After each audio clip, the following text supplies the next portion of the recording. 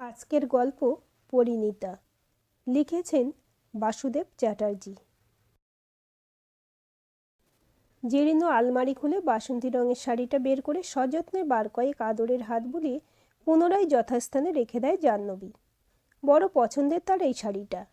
এই কয়েক বছর ধরে রক্ত জল করা পরিশ্রমের টাকা অল্প অল্প সঞ্চয় করে কিনেছে পছন্দের এই 1000 টাকা দামের শাড়িটা। কদিন পরেই সরস্বতী পুজো। নাই বা থাকুক লেখাপড়ার সাথে কোনো সম্পর্ক, তবু মনে অভিলাষ এবছর পাড়ার ক্লাবের পুজোতে এই শাড়িটা পরে অঞ্জলি দেবে সে। এবছর আবার সরস্বতী পুজো পড়েছে ফাল্গুন মাসে, ভরা বসন্তে। বাবুদের বাড়ির কাজ থেকে ফেরার পথে রোজ স্কুলের পাশ দিয়ে আসে সে। ছোট ছোট বাচ্চাদের পড়াশোনার টুকরো টুকরো কিছু কথা কানে আসে তার। সব কিছু এক লহমায় তাকে পৌঁছে দেয় সেই ছোটবেলার গ্রামের বাড়িতে। চুলটার কি অবস্থা করেছিস আবাগের বেটি, জট ধরে তো একাকার অবস্থা। ছোট্ট জাহ্নবীর মেঘ কালো ঘন কেশরাশিতে কেতা দুরস্ত হাতে চিরুনি চালাতে চালাতে মা প্রমীলার উক্তি। বারান্দার ছোট্ট চাটাইয়ে বসে থাকা জাহ্নবী মাঝে মাঝে পরিত্রাহী চিৎকার করছে, চুপ কর মুখপুরি, নিজে তো কখনো এক ফোঁটা তেলও চুলে ছোঁয়াস না, এখন একদম চুপটি করে বসে থাকবি। কাল সরস্বতী পুজো, 6 পেরিয়ে 7 পড়লি, কালকে তোর হাতে খড়ি, মনে রাখিস কথাটা। সকাল সকাল স্নান করে বাড়ির ভাত খেয়ে চুপচাপ বাড়িতেই থাকবি, একদম পাড়া বেরোতে যাবি না, এই আমি বলে দিলাম। আমার লাগছে তো মা, এবার ছাড়ো। সহসা জাহ্নবীর পিঠে মায়ের ডান হাতে সজোরে কয়েকটা গুম গুম কিল পড়ে। আমি চোখ বুঝলে বুঝবি, কত ধানে কত চাল, ধিঙ্গিপনা একেবারে বেরিয়ে যাবে। সুখস্মৃতি মনে পড়ে। নিজের পিঠে কয়েকবার হাত বুলিয়ে নেয় জাহ্নবী। নিজের খেয়ালেই হেসে ফেলে সে। ফলে গিয়েছিল মায়ের কথাটা। এর বছর কয়েক পরেই মা চিরকালের জন্য চোখ বুজেছিল। জাহ্নবী তখন সবে ক্লাস 4। নিষ্ঠুর পৃথিবীর নিষ্ঠুরতা টুকরো টুকরো কোলাজের মতো উপস্থিতি ছড়িয়েছিল তার জীবনে। ভারী মিষ্টি গলা জাহ্নবীর। গ্রামের বাড়িতে মায়ের সাথে সত্যনারায়ণ পুজোর পাঁচালি পড়ত সুর করে। মায়ের মুখে শোনা কত লোকগীত আর রবীন্দ্রসঙ্গীত এখনও তার ঠোঁটস্থ। খগেন বাসন ঝালের কাজ করত, সেই সূত্রে গ্রামগঞ্জে ঘুরে বেড়াতো। ভাত ঘুমের এক অলস দুপুরে প্রমীলার সাথে দেখা হয়েছিল তার। প্রমীলা তখন মাধ্যমিক পাশ করে একাদশের ছাত্রী, ডাগর গরণ, রুচিশীল মধ্যবিত্ত পরিবারের মেয়ে। গ্রীষ্মের প্রখর মধ্যাহ্নে প্রমীলাকে বসন্তের ছোঁয়া দিয়েছিল খগেন। খগেনের হাত ধরে আকুল দরিয়ায় নাও ভাসিয়েছিল অপরিণত বয়সের প্রমীলা।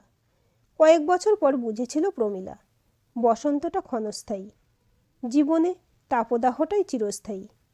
ততদিনে জাহ্নবী তার পেটে, আত্মসম্মানবোধ বরাবরই প্রখর তার। তাই বাবা মার কাছেও আর ফিরে যাওয়া হয়নি। প্রমীলা গত হওয়ার পর খগেন আরও বেপরোয়া। বাপের দায়িত্ব কোনো কালেই পালন করেনি সে। নেশার অভ্যাস বরাবরই ছিল। প্রমীলা চোখ বোঝার পর সেটা আরও বৃদ্ধি পেয়েছিল। নেশারু খগেনের হাত থেকে ছোট্ট জাহ্নবীরও নিস্তার ছিল না। দুর্বিষহ জীবন থেকে নিস্তারের পথ খুঁজছিল সে। শেষমেশ একদিন দূর সম্পর্কের এক মামার হাত ধরে এই শহরে আসা। সেখানেও সেই অতি পরিচিত বিনিময় প্রথার গল্প। তারপর অনেক ঘাটের জল খেয়ে সে সেই ভদ্রপাড়ায় থিতু হওয়া। 20 বছরের অভিজ্ঞতায় আজ বৃদ্ধা। চুলে পাক না ধরলেও অস্থি মজ্জা পক্কতায় পরিপূর্ণ। ছোটবেলায় মাকে বলতে শুনেছিল, মেয়েদের 20 পেরোলেই নাকি বুড়ি। এই 20 বছরের জীবনে বিশ্বাস নামক শব্দটার এতবার অপমৃত্যু হতে দেখেছে সে, তাই এই শব্দটা তার অভিধান থেকে প্রায় বিলুপ্ত। তাই তো নলিনের চোখে ভালোবাসার নির্ভেজাল আকুলতাও নিজের দৃষ্টিভ্রম বলেই মনে হয় তার। উচ্চ মাধ্যমিক পাশ করে পড়াশোনাতে ইতি টেনেছে নলিন। পাড়ার মোড়ে বইয়ের দোকান তার। আসতে যেতে চোখে পড়ে জাহ্নবীর। কপালে বিদ্যার্জন না থাকলেও বিদ্যালাভের অভিলাষটা এখনও বর্তমান। বাবুদের বাড়ির বইয়ের তাকে দেখেছিল বইটা, শরৎচন্দ্র চট্টোপাধ্যায়ের পরিণীতা, যদিও ছুঁয়ে দেখার সুযোগ হয়নি। শব্দের অর্থ তার বোধগম্যের বাইরে হলেও শব্দবন্ধটা ভীষণ মন কাড়া লেগেছিল। কদিন পর কাজের ফাঁকে বাবুদের বাড়ির কর্ত্রী স্নেহাকে জিজ্ঞাসা করেছিল, আচ্ছা বৌদি, পরিণীতা মানে কি?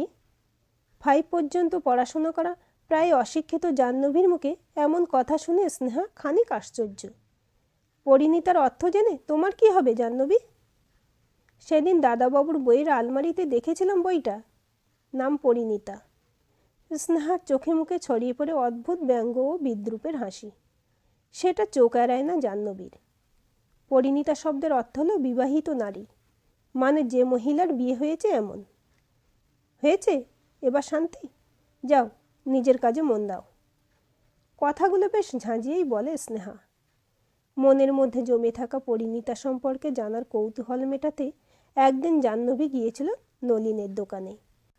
নলিন তখন বাড়ি থেকে মধ্যাহ্নভোজনের আহার শেষ করে এসে কাঠের চেয়ারটায় আয়েশ করে বসে সিগারেটে সবে দুটো শুকটান দিয়েছে। এমন সময় জাহ্নবীর মিঠে গলার আওয়াজ, পরিণীতা বইটা আছে আপনার কাছে? নলিনের কাছে জাহ্নবী তখন প্রায় অপরিচিত মুখ। হ্যাঁ আছে, লাগবে তোমার? জাহ্নবী ইতস্তত করতে থাকে। আসলে দামটা যদি একটু বলেন। নলিন তাকের কাছে গিয়ে বইটা হাতে ধরে জাহ্নবীর দিকে না তাকিয়ে বলে, এটার দাম 90 টাকা। 90 টাকা? জাহ্নবীর বলার ধরনে নলিন বুঝতে পারে তার স্বাদ ও সাধ্যের তফাৎটুকু। তুমি এটা নিয়ে যেতে পারো, পড়ার পর আমাকে ফেরত দিয়ে এসে। তা কি করে হয়? আপনার ব্যবসার জিনিস যদি নষ্ট হয়ে যায়, ক্ষতি হয়ে যাবে তো। নিয়ে তো তুমি যাও, হলে হবে, আমি বুঝে নেবক্ষণ। জাহ্নবীর এই অসম্ভব বইপ্রীতির স্বভাবটা তার মায়ের কাছ থেকে পাওয়া। জাহ্নবী ছেলেবেলায় দেখেছে কত অলস দুপুরে তার মাকে মাটির দাওয়াতে চাটাই পেতে শরৎ উপন্যাসে ডুব দিতে। পরিণীতা শেষ করে যথাসময়ে নলিনকে ফেরত দিয়েছিল বইটা। ললিতার নীরব প্রতিবাদ জাহ্নবীর মনকে ছুঁয়ে গিয়েছিল। কত সাধারণ, অথচ কি ভীষণ দৃঢ়চেতা মেয়েই ললিতা। সেই শুরু। নলিনের দোকান থেকে বই নিয়ে যাওয়াটা জাহ্নবীর নিয়মিত হয়। আলাপ গাঢ় হতে থাকে, আর তার সাথে সাথে একটা একটা করে বসন্তের ফুল নলিনের হৃদয়ে প্রস্ফুটিত হতে থাকে। জাহ্নবী তবু অধরা, সর্বদা অদৃশ্য এক অবগুণ্ঠনে নিজেকে ঢেকে রাখে সে। নলিন একটা একটা করে নুড়ি কুড়িয়ে বিনি সুতো দিয়ে মালা গাঁথতে থাকে। সংসারের স্বপ্ন দেখে, হয়তো জাহ্নবীর জীবনে স্বপ্নের ফেরিওয়ালা। যেদিন পরিণীতা ফেরত দিতে এসেছিল জাহ্নবী, কি নাম তোমার? জাহ্নবী। বাহ, দারুণ নাম তো। এর অর্থ জানো? হ্যাঁ, গঙ্গামাকে বলা হয় জাহ্নবী। ঘাড় হেলিয়ে জবাব দিয়েছিল জাহ্নবী। পতিত পাবনী মা গঙ্গে সব পাপ ধুয়ে মুছে পরিষ্কার করে দেয়। সেদিন সকাল থেকে মেঘটা থমথমে, বৃষ্টি হয়তো হবে। পুরনো একখানা বই ফেরত দিয়ে নতুন বই নিতে নলিনের দোকানে এসেছিল জাহ্নবী। হঠাৎই জাহ্নবীর ডান হাতটা নিজের দুই হাতের মধ্যে নিয়ে নলিন বলে উঠেছিল, আমাকে বিয়ে করবে জাহ্নবী? সরাসরি এমন প্রস্তাবে জাহ্নবী কুণ্ঠিত। জাহ্নবীর মুখে কথা ফোটেনি। আমি কথা দিচ্ছি, একটা সুখের সংসার দেব তোমাকে। তুমি আবার পড়াশোনা শুরু করবে, গান গাইবে। যে স্বপ্ন সুযোগের অভাবে শেষ হয়ে গেছে তাকে পুনরুজ্জীবিত করতে হবে। তুমি পড়তে খুব ভালোবাসো, অথচ আমাকে দেখো, পড়াশোনায় মন ছিল না বলে বাপ একটা বইয়ের দোকান দিয়ে আমাকে বসিয়ে দিল।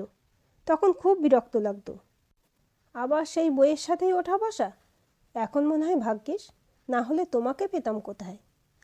জাহ্নবী মুখে কোনো কথা বলে না, শুধু বুঝতে পারে তার সারা শরীর ও মন জুড়ে মহাপ্রলয়ের সূচনা হয়েছে।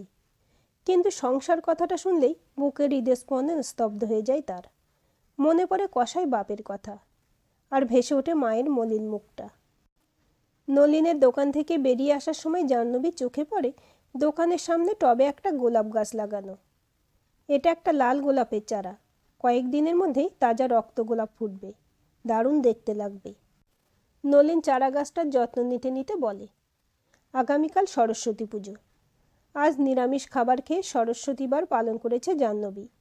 সন্ধ্যা থেকেই শরীরটা ম্যাজম্যাজ করছে তার। আশঙ্কার প্রহর গণেশে। তবে কি জানু মা, আজ সন্ধ্যায় ঠাকুরকে পিদিমটা দেখিয়ে দিস তো। আমি কেন মা, রোজ তো তুমি দেখাও। স্বভাবসিদ্ধ ভঙ্গিতে বলে ওঠে জাহ্নবী। আমার শরীরটা আজ ভালো নেই রে মা, তাই তোকে বলছি। কি হয়েছে তোমার? মায়ের দিকে একবার ভালো করে তাকিয়ে দেখে জাহ্নবী।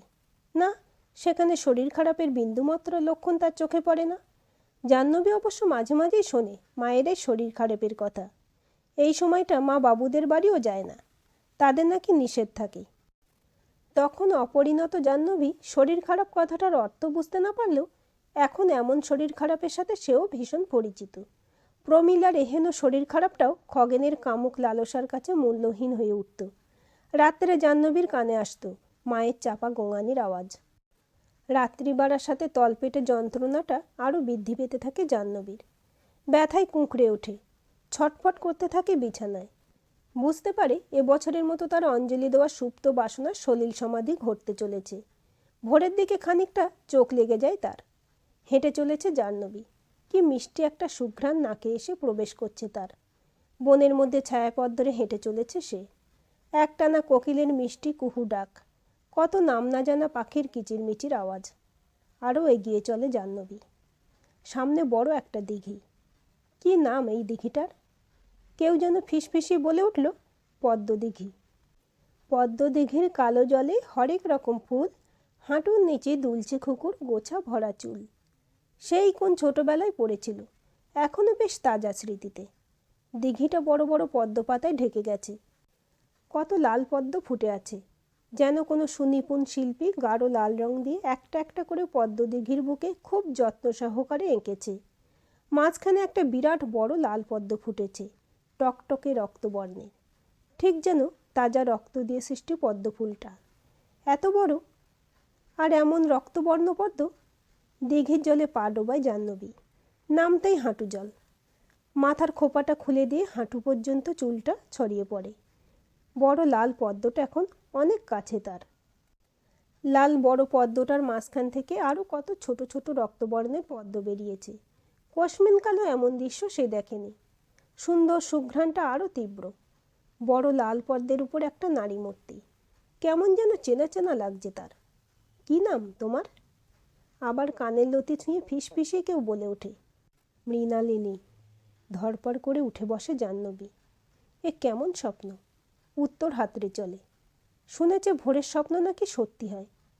গির্জা থেকে ঘণ্টার ধ্বনির আওয়াজ বুঝিয়ে দেয় সকাল হয়ে গেছে।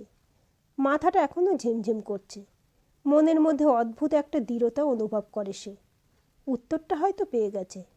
আলমারি থেকে স্যানিটারি ন্যাপকিনের প্যাকেটটা বের করে বাথরুমে ঢোকে সে। কিছুক্ষণ পর একেবারে স্নান সেরে বের হয় বাথরুম থেকে। আয়নায় নিজেকে দেখতে থাকে জাহ্নবী। চোখ জোড়াতে ক্লান্তি খেলা করছে তার, দেখলেই বোঝা যায়। তবু মনের মধ্যে জমে থাকা সংশয় এখন ধূলিসাৎ। চোখে কাজল, কপালে লাল টিপ, আর সাথে বাসন্তী রঙের শাড়ি। নিজেকে সাজিয়ে তোলে সে। চুলে আজ শ্যাম্পু করা। প্রায় হাঁটু পর্যন্ত নেমে থাকা চুলটা ভালো করে আঁচড়িয়ে খোলায় রেখে দেয়। গুনগুন করে গেয়ে ওঠে, আমার অঙ্গে অঙ্গে কে বাজায় বাঁশি, আনন্দে বিষাদে মন উদাসী, পুষ্প বিকাশের সুরে দেহ মন ওঠে পুড়ে, কি মাধুরী সুগন্ধ বাতাসে যায় ভাসি। এতক্ষণ পর্যন্ত যে মনোবল নিয়ে পুজো মণ্ডপ পর্যন্ত এসেছিল সে, এখন সেটা অনেকটা স্থিমিত। পাড়ার পুজো মণ্ডপের এক কোণে আড়ষ্টের মতো দাঁড়িয়ে থাকে সে। পুরোহিত মহাশয় পুজোতে বসেছেন। খানিক পরেই পুষ্পাঞ্জলি শুরু হবে। যারা পুষ্পাঞ্জলি দেবে সকলেই জায়গা মতো দাঁড়িয়ে পড়েছে। জাহ্নবী তখন ইতস্তত করতে থাকে। হঠাৎ হাতে একটা টান। তাকিয়ে দেখে হলুদ পাঞ্জাবিতে নলিন এসে দাঁড়িয়েছে একদম কাছটিতে। কানের কাছে মুখটা এনে চুপি চুপি বলে ওঠে, পুষ্পাঞ্জলি দেবে না? জাহ্নবী নিরুত্তর, ক্লান্ত চোখে নলিনের দিকে তাকিয়ে থাকে। আমি কিছু জিজ্ঞাসা করেছি তোমাকে? আমার শরীর খারাপ। কি হয়েছে? জ্বর, সর্দি, মাথা ব্যথা, পেটের অসুখ? একটানা বলে যায় নলিন। জাহ্নবী নাসূচক ঘাড় নাড়ে। তাহলে অন্য কিছু? ওষুধ লাগবে? ওষুধের প্রয়োজন নেই, এমনিতেই ঠিক হয়ে যাবে। কথাটা শোনার পর জাহ্নবীর দিকে অপলক দৃষ্টিতে কিছুক্ষণ তাকিয়ে থাকে নলিন। এত কিছু জানো তুমি, আর এই সহজ কথাটা জানো না? কি কথা? সারদা মায়ের কথা। এমন দিনে সারদা মা নিজে ঠাকুরের ভোগ রান্না করতেন, তাও আবার পরমহংসদেবের আদেশে। জাহ্নবী তখন আরও কুণ্ঠিত। আমার দোকানে আছে সারদা মায়ের জীবন কাহিনীর বইটা, তোমাকে দেব, সময় করে পড়বে। এটা যে পবিত্র অসুখ জাহ্নবী, পূর্ণতা পাওয়ার অসুখ। জাহ্নবীকে আর কোনো কথা বলার সুযোগ না দিয়ে হাতটা ধরে টেনে নিয়ে সোজা মণ্ডপের সামনে নিয়ে আসে নলিন। পুরোহিত মশাই সকলের হাতে তুলে দিচ্ছেন পুষ্পাঞ্জলির ফুল। নলিন একদম জাহ্নবীর গা ঘেঁষে দাঁড়িয়ে। আমি বনজ বৃক্ষ, তুমি আমার স্বর্ণলতা, লেপ্টে থেকেও এভাবেই। পুনরায় জাহ্নবীর কানে কানে বলে ওঠে নলিন। জাহ্নবীর খোলা চুলের ঘ্রাণ নলিনকে আবেশিত করছে। জাহ্নবীরও তখন বলতে ইচ্ছে করছে, আমি তোমার পরিণীতা। বুঝতে পারে জাহ্নবী, জীবনের প্রখর তাপদাহের মধ্যাহ্নে চুপিসারে বসন্ত এসে কখন ধরা দিয়েছে। এমন বসন্ত হোক তবে চিরস্থায়ী। নিজের ক্লান্ত শরীরটা জাহ্নবী এলিয়ে দিতে ইচ্ছে করছে নলিনের শরীরের উপর। আশ্রয়দাতা হয়তো সমস্তটুকু দিয়ে সেটা গ্রহণ করবে। আমার গোলাপ গাছে আজ রক্ত গোলাপ ফুটেছে জাহ্নবী। প্রথম গোলাপটা শুধু তোমার জন্য। জাহ্নবীর খোলা চুলে লাল গোলাপটা গুঁজে দেয় নলিন। পুরোহিত মহাশয় কণ্ঠস্বর গমগম করে ওঠে মণ্ডপ জুড়ে। যা কুন্দেন্দু তুষারহার ও ধবলা, যা শ্বেত পদ্মা সোনা। আজকের এই গল্পটি আপনাদের কেমন লাগলো কমেন্ট করে জানাবেন। ভালো লাগলে অবশ্যই একটা লাইক দেবেন আর চ্যানেলটি সাবস্ক্রাইব করে সাথে থাকবেন।